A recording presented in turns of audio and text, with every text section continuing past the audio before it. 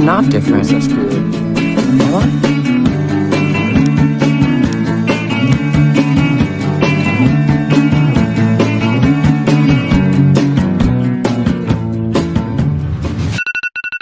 Bonjour l'équipe, bienvenue dans ce nouveau vlog. On va aller faire une séance push. Et voilà.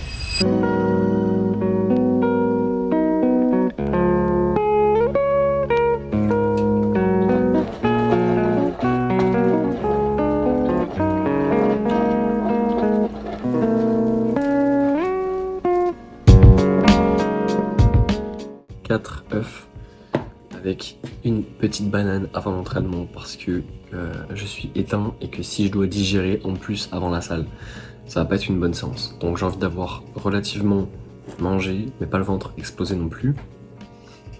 Et en rentrant, on va se renvoyer par contre des grosses calories et des gros carbs, mais pas tout de suite.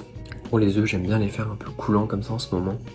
Genre en gros, ils sont semi-liquides. Je trouve ça beaucoup plus facile à assimiler, beaucoup plus facile à manger. Je trouve ça juste grave bon. Et je pense qu'avant la salle, on va se taper un petit pré-workout. Les vrais le savent, c'est pas un pré-workout agressif. Ceux qui suivent mes vidéos depuis le début, vous m'avez vu prendre ça quand j'étais en préparation pour mon semi-marathon. Et que je bossais à Carnac, j'étais éclaté, que je faisais des séances de muscu en plus. Ça là, c'est incroyable. If any man cannot feel the power of God when he looks upon the stars, then I doubt whether he is capable of any feeling at all.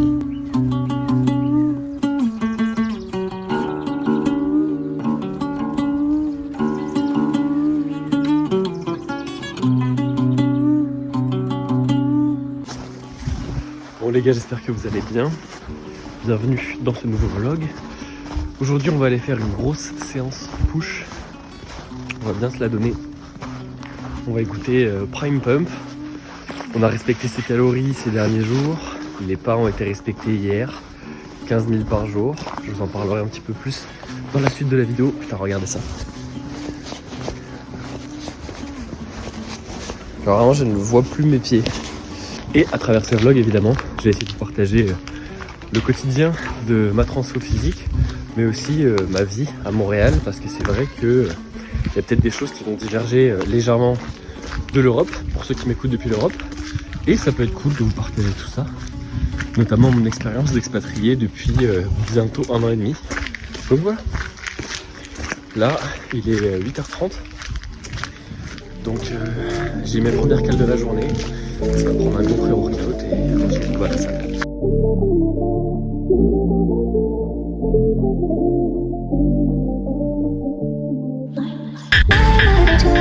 Someday I will buy Cali with good oars, sail to distant shores. Someday on a proud, noble bark I steer, steady course to the haven, you many fold.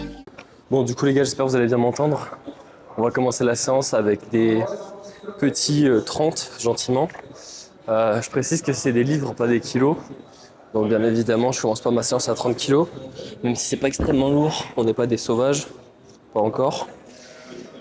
Au niveau de l'état de forme, je suis grave bien. Franchement, en ce moment, c'est une redécouverte. Je sais pas comment vous expliquer, c'est juste que je redécouvre genre le kiff de la muscu, l'envie de m'entraîner, de pousser lourd, d'avoir genre le meilleur pump de ma life. Et ça, je pense que c'est en grande partie suite à cet appel avec Lucas, mais aussi d'avoir revu Ibra, ça m'a fait vraiment du bien. Donc si tu vois cette partie de la vidéo, sache qu'elle est pour toi. Et voilà, on va juste se mettre du gros son bien sale. En ce moment, j'écoute Prime Pump sur SoundCloud. Si vous avez plus de son pour vous entraîner à la salle, téléchargez SoundCloud. Si vous êtes sur Spotify, vous ne connaissez pas la vie encore.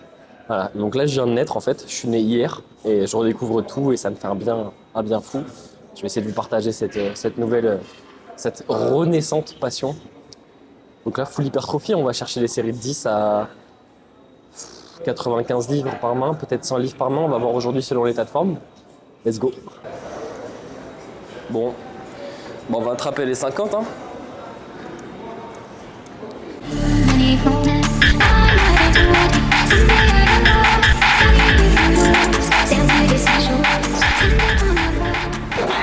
Bah, on va commencer à 70 du coup, je crois.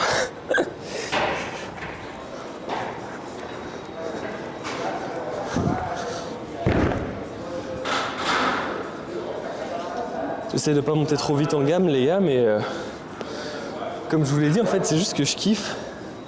Donc je peux pas vous expliquer mieux que ça. Quand tu prends plaisir en fait c'est... Tu peux pas t'arrêter. On va quand même essayer de prendre des petits temps de repos, de ralentir un peu.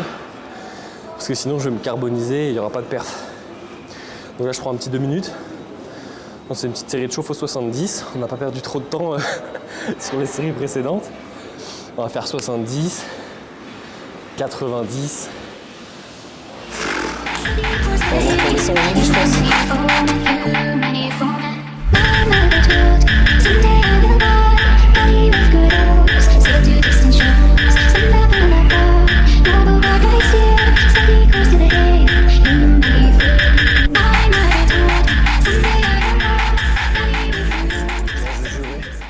Je vous jure les gars en fait, quand t'as la passion qui est là, quand t'as la petite flamme qui revient, c'est trop fort en fait, c'est un cheat code. Ça plus une playlist de malade, cheat code. Ça plus pré-workout plus playlist de malade, cheat code. Je vous jure j'étais pump avant de venir. J'avais une congestion mentale. Ça y est, je prends la voie From Human to God. On va prendre les petits 90. Ce qui fait à peine 40 kg par main en soi, qui n'est pas une grosse perf. Hein. Quand on voit aujourd'hui les mecs... Il y a un gars je vois sur YouTube, il s'appelle DBS. Je sais pas comment il s'appelle, désolé mon ref. Mais le gars il tape 70 kg par main à 17 ans. Là 40, on va pas se plaindre, on va essayer de faire une série propre par contre, pas comme les 3 précédentes.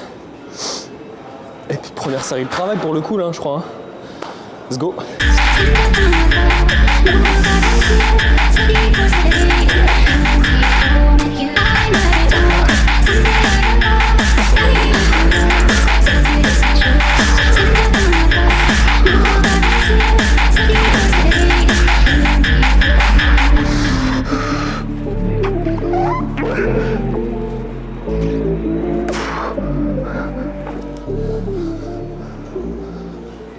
Bon, et bah ça va clairement tester les 100. Je sais pas combien j'ai fait au 90, mais je crois que c'est assez bien passé. Peut-être demander un spot au cas où. On va voir les 50 par main. Regardez ça comment ils font peur les 100. J'ai pris 105 du coup, parce que 105 ça fait... Je crois que ça fait 50 ou 46 par main. Mais regardez ça, ces fils de pute, comment ils font peur sans déconner. Ils sont gros là, avec genre un tout petit manche de merde. Bon bref, je ne promets rien.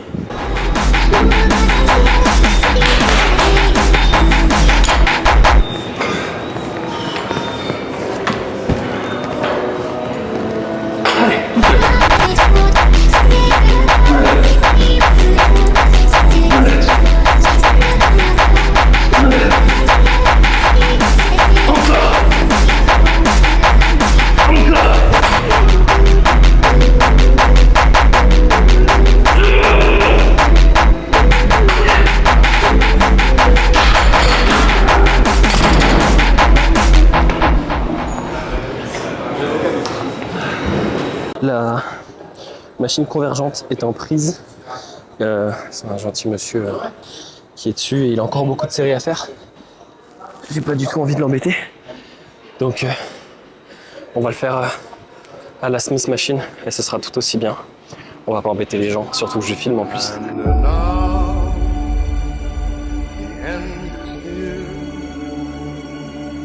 So I face the final curtain, my friend.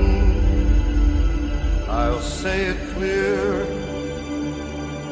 I'll state my case, which I'm certain.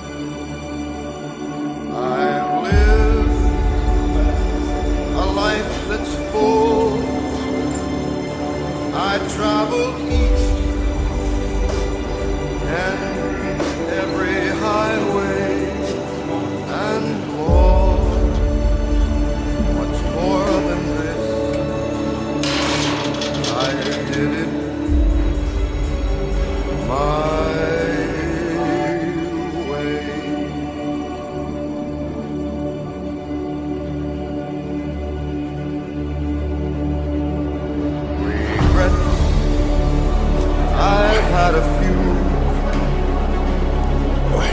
then again, too few to mention. I did what I had to do, saw it through without exemption. Donc du coup, on a fait développer aux haltères, on a fait de l'incliné à la Smith, que normalement j'aurais voulu faire une sorte de machine un peu convergente. Et on a aussi fait du unilatéral sur le pec deck, qui est la meilleure chose que j'ai jamais faite pour les pecs. Genre le faisceau claviculaire, c'est juste incroyable. Merci GBZ des Guif pour ça. Je crois que c'est surtout Guif, mais vous m'avez compris. Là, on va taper du coup une autre guifance. On va faire des élévations frontales aux haltères et on va aller chercher assez lourd. Donc on va aller chercher les straps pour ça. Mais d'abord une petite série de chauffe, toujours. Et ensuite, il restera triceps. On va pas se faire chier, on va faire juste 1 à 2 exercices où on va se pulvériser. Sûrement bras derrière la tête. Et après, ça tape en posing pour vous faire un physique update. Et on sera pas mal, on va rentrer manger des calories, faire ses pas et voilà. Allez. Each charted course, each careful step on the byway. Much more than this, I did it for what is a man? What has he got? If not himself, then he has not. Say the things he truly feels, and not the words of one who kneels. The record shows I took the road.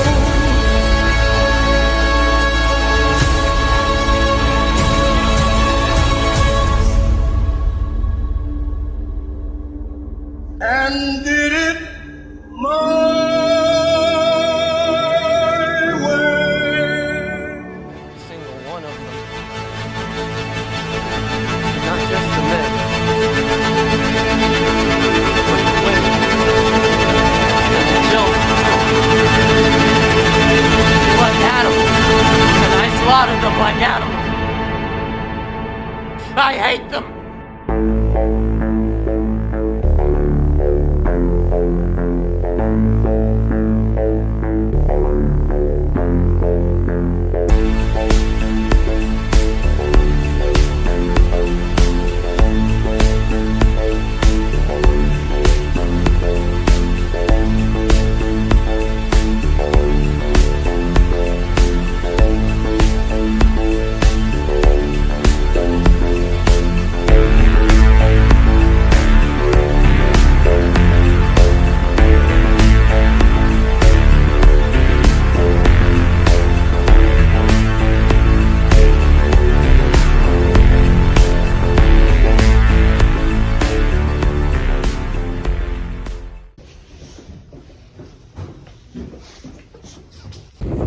Du coup les gars, là je sors de la séance, petit latte banane parce qu'il faut pas avoir peur des calories, bien au contraire. J'ai tendance à pas manger assez et depuis que je bouffe comme un porc et que j'augmente mes calories, mes carbs, etc. Bizarrement le physique évolue, les perfs explosent, donc on va continuer et on va même aller faire des petites courses parce qu'on va meal prep.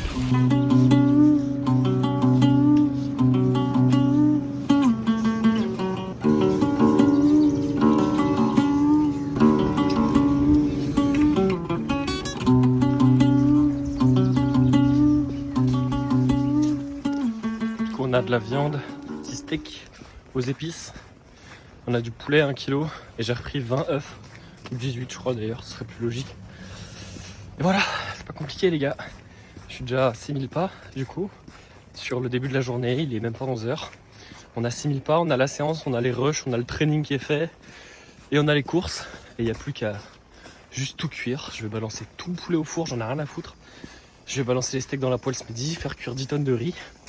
Et voilà, et en fait on coche les cases tous les jours, c'est comme ça. Bon les amis, petit café avant toute chose parce qu'on va discuter.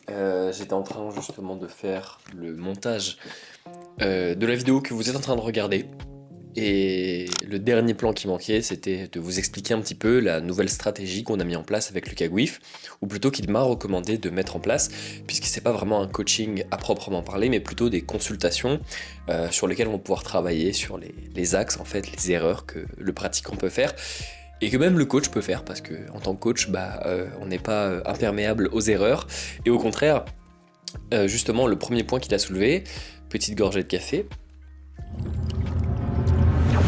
c'est qu'en tant que coach, on est justement très susceptible de faire une erreur bien en particulier, c'est de se concentrer du coup sur le science-based, c'est-à-dire la science. Parce que quand on est coach, on a envie d'être proche de la vérité, proche de ce qui est optimal, de ce qui est efficient, etc. Mais on a tendance à oublier, du coup, souvent la base, le gros du gros. Et par exemple, Lucas se réfère super souvent à la pyramide de Helms, ce qui fait que je me suis renseigné, que j'ai acheté les bouquins d'entraînement et nutrition de Helms. Donc c'est Eric Helms pour ceux que ça intéresse. Et c'est vrai que ce que ça a changé et dans ma pratique et dans mon coaching et ma manière de percevoir le tout, c'est que putain, fallait retourner aux bases. C'est très important d'optimiser, d'améliorer, de rechercher et de comprendre comment fonctionnent les choses, mais bien souvent on s'y perd. Et en se perdant, on oublie du coup que finalement il y a des piliers qu'il faut respecter. Une des premières choses dont Lucas m'a parlé durant la consultation, c'est le rapport à mes calories et mes dépenses.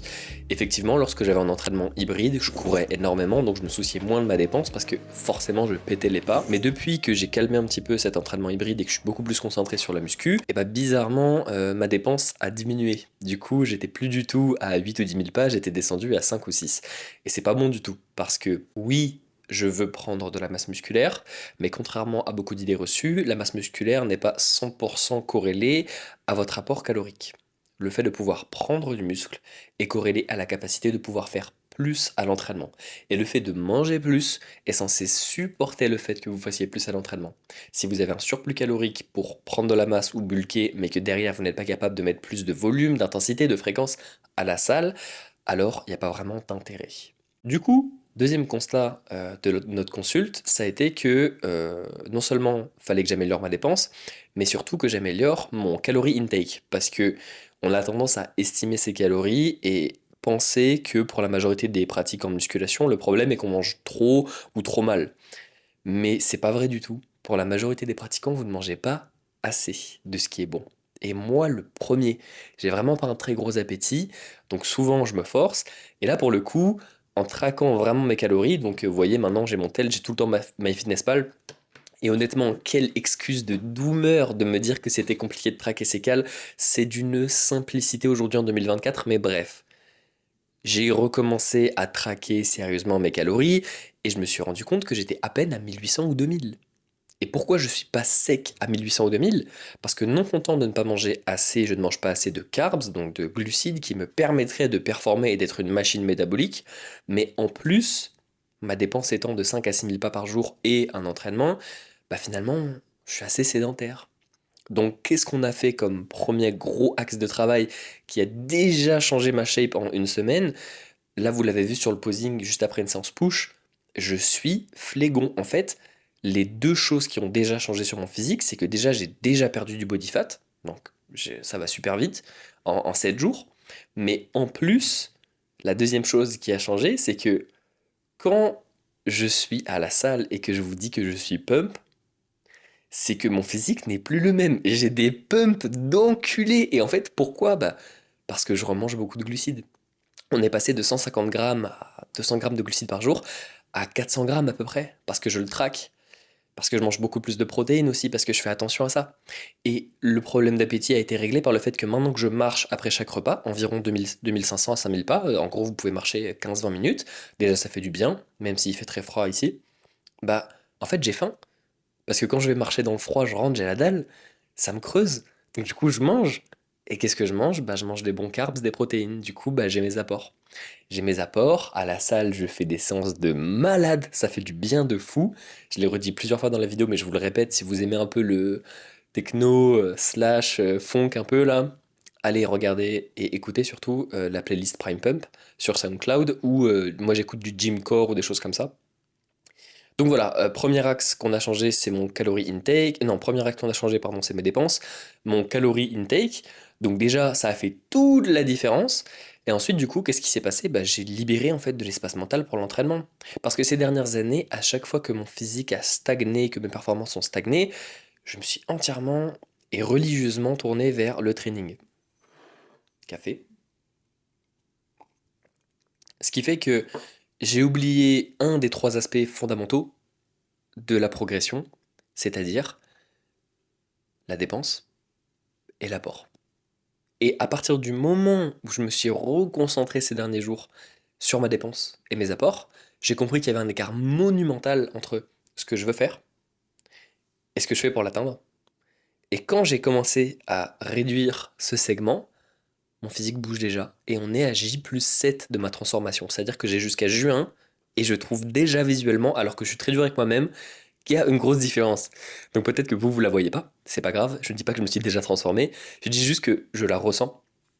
Et le dernier truc, c'est le kiff. En simplifiant le process, en arrêtant de vous prendre la tête sur l'entraînement, en faisant un truc que vous kiffez mais qui a du sens, donc par exemple sur vos points faibles, etc., et qui est juste suffisamment bon, par contre en étant assez méticuleux sur cocher les cases des pas et de vos calories, et de vos macros de fait, donc protéines, glucides, lipides, bah vous allez avoir vraiment un gros changement, sur même un court terme.